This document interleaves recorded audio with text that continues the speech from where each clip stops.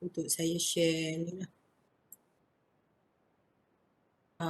Topik hari ni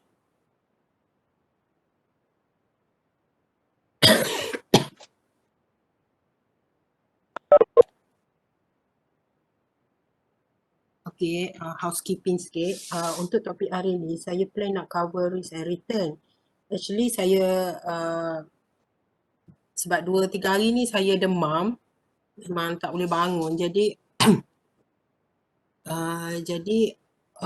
saya akan buat lepas kelas ni, saya akan recording dalam Loom macam hari itulah untuk risk and return. Jadi untuk topik risk and return ni saya buat untuk tu je lah. Sebab nanti you boleh study untuk study sendiri, self study. Jadi any question saya bawa ke minggu depan. Dan ada 2 topik saya plan, saya hanya pergi secara harung gitu je, macam on the surface je, secara kasar. Dan satu topik lagi ialah leverage and capital structure. Dengar tak? Dengar tak? Dengar doktor, dengar. Okey. Jadi untuk risk and return ni saya akan bagi case study. Nanti saya akan masukkan dekat klik untuk tugasan kumpulan lah. Jadi tugasan kumpulan ni dia cover topik risk and return untuk tu. Nanti saya maklum lah. Bila saya dah masuk nanti saya maklum untuk. Jadi you kena submit minggu akhir sebelum final tu.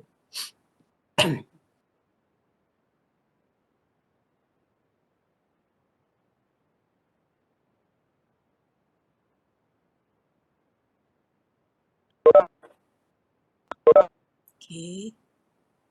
Saya tak recording Webex ni. Webex ni kita sekejap je, hanya sampai 3.5 ni.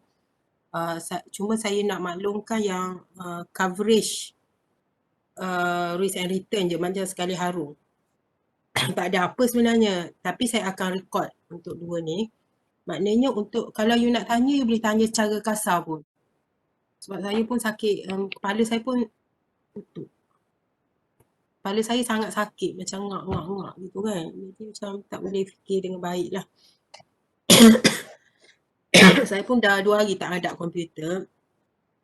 Understand sebenarnya sebelum kita belajar, you baca doa apa-apa pun kan, baca doa dulu apa, niat dulu, niat dia penting lah bagi saya lah. Kalau saya buat benda kena niat dulu, dan you kena setkan target. You belajar satu chapter, apa target you nak capai. You kena faham apa. Maknanya benda yang buat tu meaningful lah. Tak adalah you sambil buat tu, maknanya 20 minit you belajar, lepas tu you nak tengok handphone ke. Kau tak asyik 2 minit belajar tengok handphone tu. Lepas tu 3 jam belajar, entah apa-apa belajar kan. Anak saya selalu macam tu, tak tahulah. Rasa nak hantar, nak post kat mana tu. Disiplin duk main gadget. Sekarang ni penting you kena faham konsep ataupun maksud definisi semua berkenaan risk and return. Jadi you akan cover 2 benda. Risk tu apa, return tu apa. Sebab dia ni macam opposite lah, lelaki versus perempuan. Dalam finance konsep ni penting lah. Apa itu risk, konsep dia asal, dan benda ni dia ada kaitan dengan statistik. Kalau student accounting dia tak ambil business stat, tapi you ada belajar at maths ke dulu, you belajar konsep variance, standard deviation. Itu kaedah yang basic untuk ukur risiko.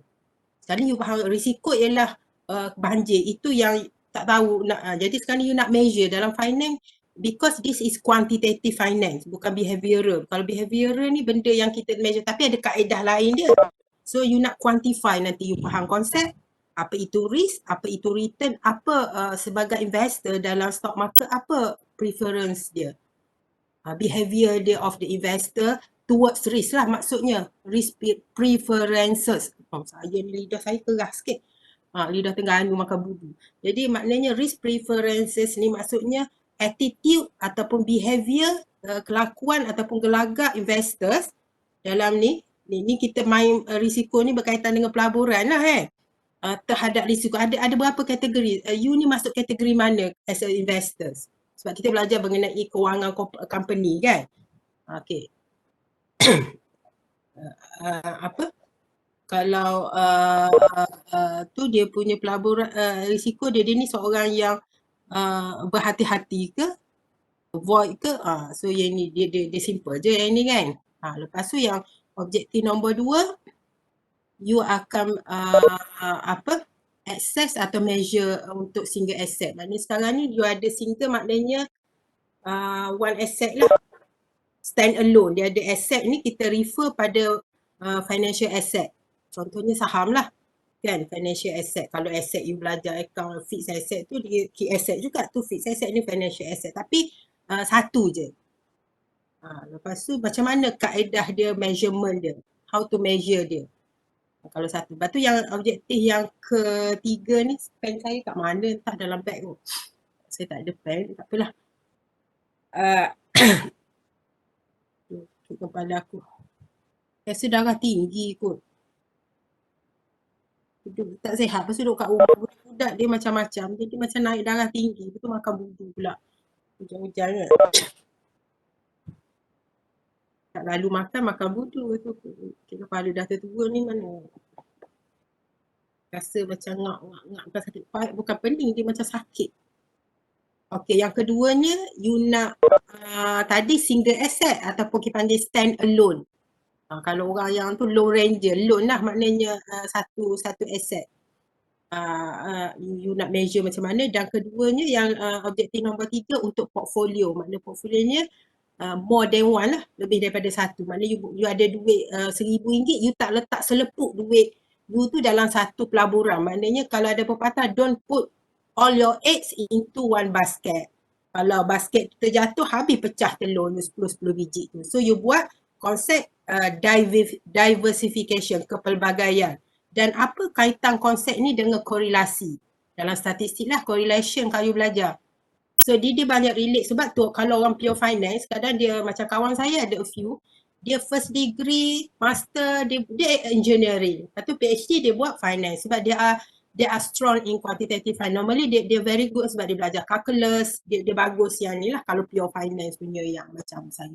Dekat kelas saya dulu, masa saya student dulu, so ada yang memang 2-3 orang memang daripada background engineering. Ada degree dia, master, so diorang boleh pick up cepat lah sebab diorang macam benda-benda kalau you go into ni, diorang memang belajar konsep tu. Dan kalau orang tu dari bidang fizik ataupun dari bidang actuarial science, dia insurance, so dia very strong lah.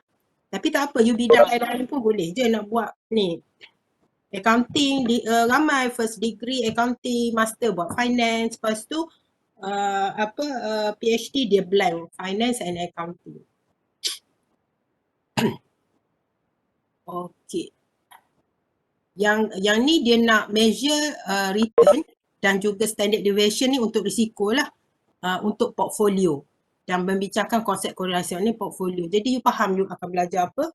Kemudian you faham konsep yang ini untuk konsep diversification untuk portfolio itulah lebih kurang macam mana hubungan korelasi dengan diversification. Lepas tu you belajar konsep variance, correlation, dan lepas tu konsep diversification. Kemudian ada jenis-jenis risiko. Ada two types of important risk, dan macam mana beta ni. What is beta ni? Beta ni dia measure apa? Risk of what? Dia ada kaitan dengan types of risk, berapa jenis risiko, dan you kena faham lah. Kalau keluar soalan MCQ ke apa ke, you tahu. So that type of risk, dan risk mana daripada dua jenis tu yang relevan pada investor. Sebab ada dalam ni you akan draw ni, ada risiko yang memang is there. Dalam hidup tu memang you buat apa-apa pun is there. Jadi you tak boleh elak risiko itu. Kan? Tapi ada risiko yang you boleh minimizekan ke tahap yang paling minimum. You nak dapat zero risk, impossible lah. Tapi kalau you boleh jadi kombinasi aset dalam punya portfolio yang you boleh dapat zero risk, bijak lah orang tu. Sebab kita nak predict benda in the future kan, esok hari. Jadi dia apa risk, relevant risk to the investor. What are those relevant risks? Yang ni dia panggil risk relevant to the investor dalam security. Security ni maksudnya aset. Kalau orang finance dia sebut security, bukan security Pak Gad tu. security tu dia security, asset, benda yang sama. Portfolio tu security atau asset lebih daripada satu dia letak. You buat pelaburan tu maknanya you beli saham Telekom, saham ni, you buat portfolio. Kadang-kadang kita nak faham benda ni, kita faham guna common sense, buat faham bodoh-bodoh gitu je. Macam saya, style macam saya suka macam tu. Jadi saya punya ingatan tu saya rasa tahan lebih lama lah. Dulu saya major finance kan, macam you belajar finance daripada first, macam you accounting, you belajar first semester sampai you belajar semester yang terakhir, you tak boleh lupa yang you dah belajar semester 1. Itu belajar ilmu betul-betul. Ni dah masuk semester 5, yang belajar sem 1 dah lupa. Tak best lah kan. Lepas tu dia belajar teori lah atau model yang menghubungkan antara risk and return, iaitu model asas dia, Capital Asset Pricing Model atau CAPM atau kadang saya sebut CAPM. Model asas model peletakan harga modal. Ini model yang paling asas lah. Tapi banyak lagi model-model lain yang baru. Ini model yang paling itu, dan orang-orang yang cipta model lain tu dia kritik model CAPM ni. So, ada dia punya kelemahan dia. So dia come out, dia introduce model baru. Ni pun kritik model ni.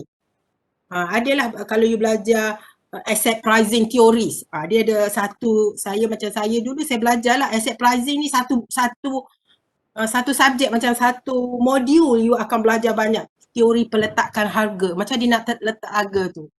Kadang saya pun banyak belajar tak invest, macam bila invest rugi juga contohnya gitu lah kan. So banyak lagi model-model yang you belajar lah kan. Dan apa itu security SML lah dalam yang menghubungkan ni dalam CAPM ni. Dan apakah dua faktor utama yang menyebabkan perubahan garis SML tu, security market line tu dalam CAPM ni. Yang ni boleh masuk lah periksa ke apa kan. Tapi topik ni penting untuk tugasan group. Saya assume bila saya bagi tugasan tu dia akan banyak. So you boleh buat peragihan tugas lah. Soalan dia okey je. Tak susah. You kena draw gitu-gitu kan. Itu saja sebenarnya you belajar konsep risk and return untuk dia punya fundamental dia, konsep dia, what is risk, what is return, attitude towards risk, behavior of the investor, dan you belajar risk and return untuk single asset, risk and return untuk portfolio. Kenapa portfolio penting, apa tujuan dia kita bentuk portfolio itu, iaitu come up dengan konsep diversification. Diversification tu dia relate dengan konsep korelasi. Dia ada buktikan. Dalam kalau sekarang orang kan macam apa-apa, proof, scientific proven. Actually benda tu kita boleh argue pun scientifically. Benda tu kena ada proof. Kalau kita buat research, kalau orang finance, orang ekonomik, dia terlalu taksub. Tapi sebenarnya kalau bagi saya lah kan, ini personal, kadang-kadang ada benda you cannot prove tau. Macam kewujudan Tuhan. Macam mana Allah tu, tapi benda tu objektif. Kalau kita buat kajian tu, kalau kita sebab tu ada ilmu ni, kita tak boleh terlalu macam ni kan. Macam dulu saya dulu kan, kalau benda-benda ni you kena proof kan. Tapi bila you balik, sebab tu ada types ilmu ni, ada banyak cabang dia. Kita kena open lah. Kalau you accounting, you jangan taksub sangat. Kena open pemikiran. Okay.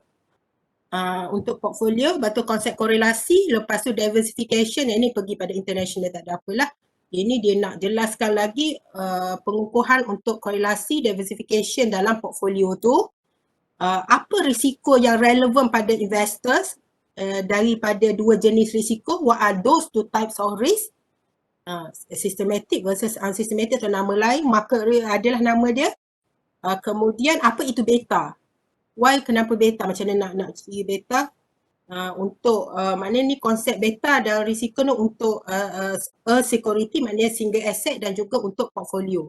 Dia come up konsep beta lah.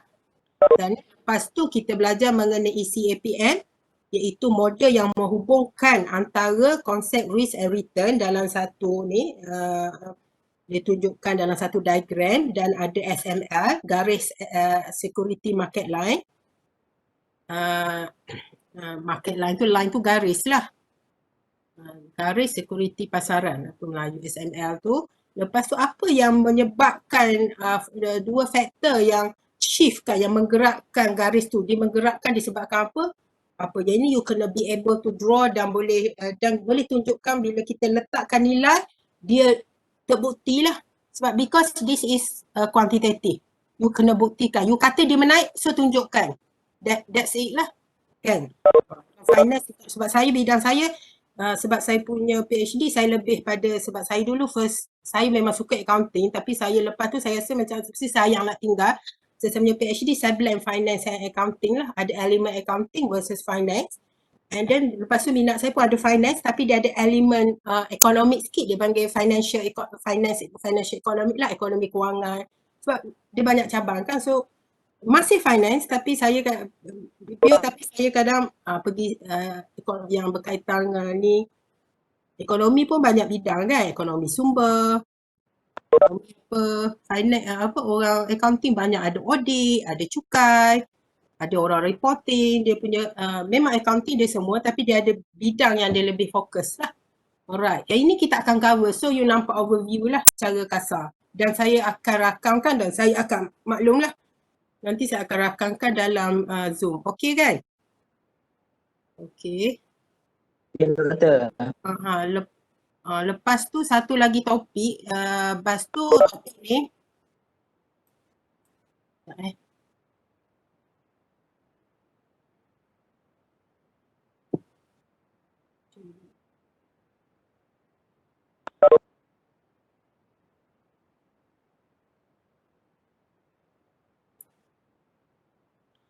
Minit lagi. Saya jadi ketar-ketar. Makan ubat. Saya ni tak apa sihat, so all the time. Saya ada penyakit. Doa panjang umur anak-anak besar je. Hidup saya memang dengan ubat lah. Dalam badan saya ni penuh dengan ubat.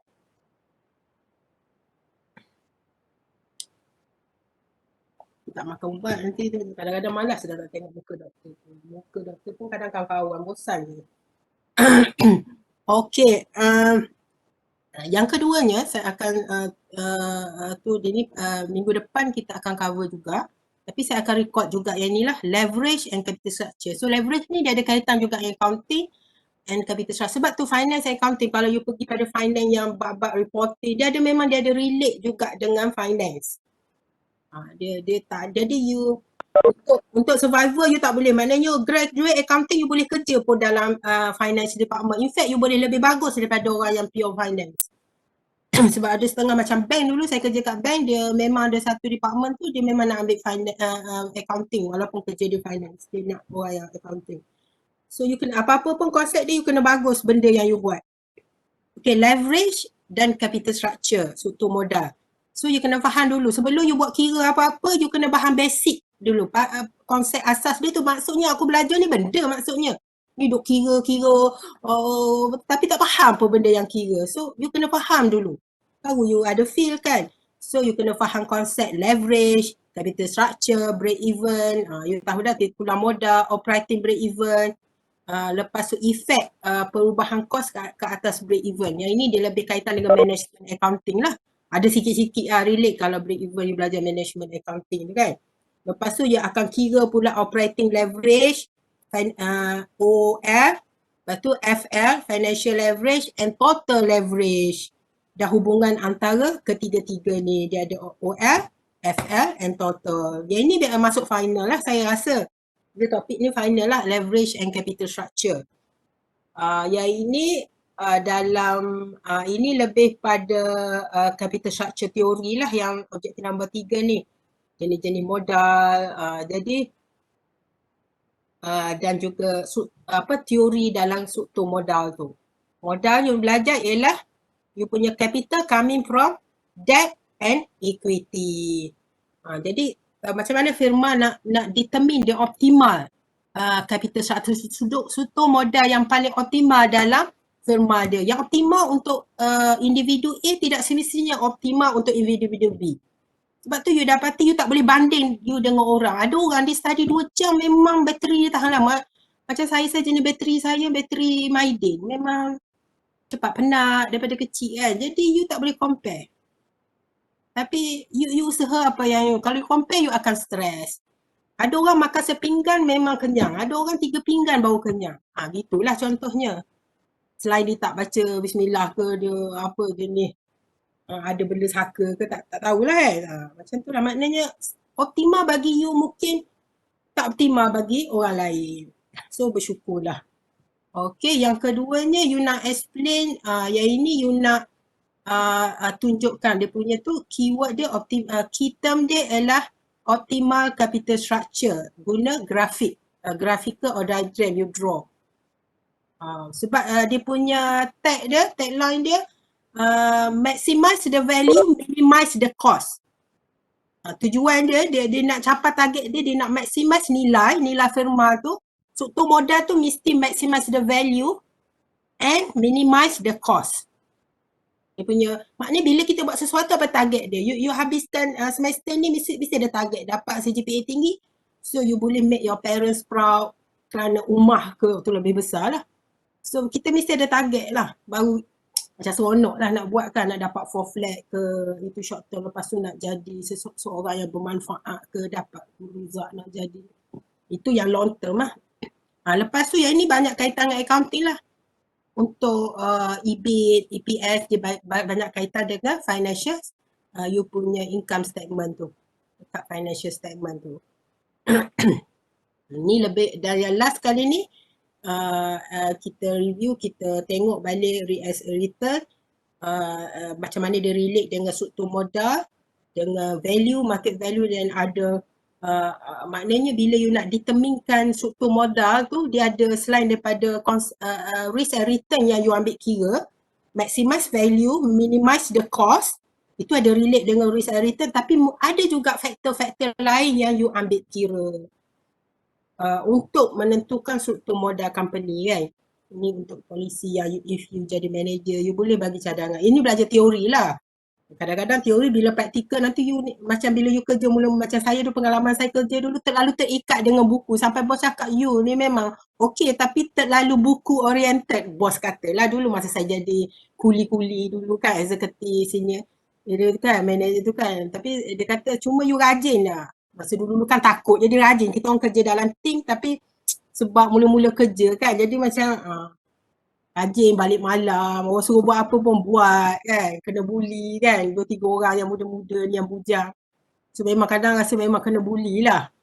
Tapi kita buat je kan. Okay, tapi you learn a lot insyaAllah. Kena enjoy lah kerja walaupun kadang-kadang gitulah. Okay, ini dah habis lah. Leverage tu macam mana you nak magnify, you nak you punya fixed cost tu ke atas pulangan dia. You nak utilize you punya fixed cost untuk meningkatkan you punya return syarikat lah, yang memberi pulangan pada shareholders. Maximize the wealth. Apa-apa buat nak mengkayakan pemegang saham. So ini dia konsep leverage, operating leverage. You baca dulu on your own. Ini nanti saya recordkan dan saya akan explain detail lah. So capital structure ni, tapi yang ini you jangan dia ada banyak kiraan dekat awal-awal ni. Break even, nak kira OL, FL. Tapi yang paling penting you faham konsep. Dan saya akan bagi setiap topik ni, risk and return, satu latihan yang quick ni. Minggu depan lah saya bagi setiap topik ni, maknanya untuk exercise untuk individu bukan group lah. Maknanya you buat exercise, you hantar untuk testing, tapi you baca dulu on your own, kemudian you tengok saya punya you self study slide yang saya akan bagi nanti yang recording punya. Okay kelas ni hanya borak-borak kedai kopi je, saya pun dah pening. Yang penting you ambil attendance sebab insyaAllah attendance saya tengok juga untuk kedatangan. Sebab capital structure leverage ni memang confirm akan masuk final. Topik yang you dah ambil mid test tu, harap mid test okey. Okey tak soalan mid test? Saya sebenarnya tak tengok pun soalan. Okey tak? Okay. Okey kan? Rasa you dah buat. Dia pusing-pusing kod tu je. Lepas tu harap line okey lah. Saya tanya seorang dua. Dia kata okey kan? InsyaAllah okey. Saya lega lah sebab yang itu you dinilai yang paling yang markah dalam memang saya tak ada ni. Yang satu lagi final. Final 50%. Jadi baik you study daripada sekarang lah. Study dulu slide yang nanti saya masukkan insyaAllah, dan pastikan tugasan group tu buatlah. Group semua orang, semua group akan buat topik risk and return. Okay? Saya akan bagi pilihan lah. Nanti saya maklumkan. Maknanya dia ada 2 soalan, group tu boleh pilih soalan mana, case mana dia nak lah. Jadi ada group yang akan dapat sama lah kalau you pilih kebetulan sama. Tapi kita fokus pada topik risk and return untuk group assignment. Ada apa-apa lagi soalan? Dah 3:35. InsyaAllah tak ada Doktor, yang pasal assignment tu dah upload dalam klik kan? Apa dia? Yang pasal group assignment tu dah upload dalam klik kan? Saya belum Ashraf. Ashraf ke? Belum. Saya belum pilih lagi soalan case tu. Saya nak record dulu. Saya akan maklumkan. Mungkin dalam this week juga saya settle. This week tu sampai hari Khamis, Jumaat, Sabtu ni lah. Tapi saya nak settlekan dulu recording risk and return dengan capital leverage and capital structure. Lepas tu saya masukkan soalan tugasan. Nanti saya maklum dekat Telegram. Senang je soalan group tu. Ramaikan satu group, bagilah tugas. Topik pun risk and return je. Cuma you kena guna Excel. Adalah. Jadi you kena faham dulu topik risk and return ni in order nak buat tugasan tu. Kalau tak faham, tak boleh buat lah. Okay, you boleh buat start minggu depan. Untuk kelas minggu depan, dia punya kelas tu saya buka untuk you tanya saya untuk topik risk and return and capital structure tu. Okay? Boleh Boleh doktor. Ada apa-apa lagi?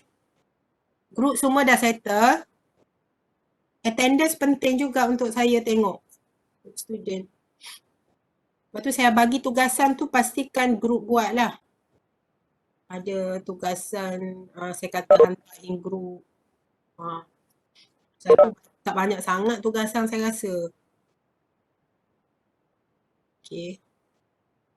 Okey je. Sebenarnya dia kalau you faham konsep okey je. Cuma yang tak okeynya bila soalan tu susah. Soalan tu pusing-pusing, tricky. Tu je kan. So saya akan bagi satu untuk soalan berlatih. Macam tutorial lah. Nak submit untuk soalan tutorial tu submit group lah kan. Submit group je lah senang. Untuk risk satu, risk and return satu, capital structure satu. Yang submit individu. Okay, setakat ni saja saya sakit kepala sangat-sangat.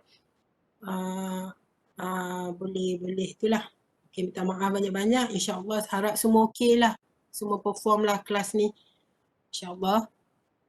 InsyaAllah tak ada masalah. Kalau apa-apa masalah bagi tahu saya. Dan satu saja ingatan saya, kalau final ataupun test yang melibatkan group lain ke, pastikan you buat awal. Takut last minute server Uniza ni banyak kali dia especially weekend memang most of the time dia tak stable, you tak boleh nak access. Bila saya duduk rumah banyak tu. Sekarang ni banyak benda saya tak boleh access kat rumah. Dia banyak kali lah, even email Uniza pun kadang saya hantar tiba-tiba yang penting orang kat sana tak terima, terpaksa guna alternatif Gmail. Banyak kali saya ingat duk assume benda tu urgent kan. So you kena prepare for that thing jugalah, sebab nanti punya especially final exam tu dia dah bagi masa kalau macam 6 jam ke, make sure you jawab awal. Sebab banyak case, dan make sure bila you submit, make sure you submit semua. Dalam ada banyak berlaku lah. Saya terpaksa cari budak, dia boleh budak tu yang daripada dia dapat B boleh dapat A tolak ke apa. Sebab saya request balik soalan, dia ingat dia dah submit semua kan final exam. Bayangkan kalau saya malas nak layan, memang dia dapat tu lah. B- ke apa. Tapi, saya ingat saya dah submit semua. Tapi kadang-kadang sistem, you kena double check. Sebab saya terima, gitulah. Benda-benda melibatkan teknikal ni. Kalau you periksa yang fizikal tu tak ada masalah. You boleh nampak, boleh memang kita bilang betul-betul sebelum kenalkan pelajar ni kan. Kalau ni, sebab tu kita punya konsep kan macam kita bilang dulu. Sebab kalau apa berlaku, hanya ada orang mengesahkan, semua student dah cukup skrip. Lepas tu baru you boleh keluar kan. Okay, setakat ni saja saya bebel pun tak ada apa. Pastikan you study dulu, self study sebelum tengok yang Zoom, Zoom apa. Melum punya video nanti. Okay, Assalamualaikum warahmatullahi wabarakatuh. Saya harap semua sihat lah. Doakan untuk saya sihat juga.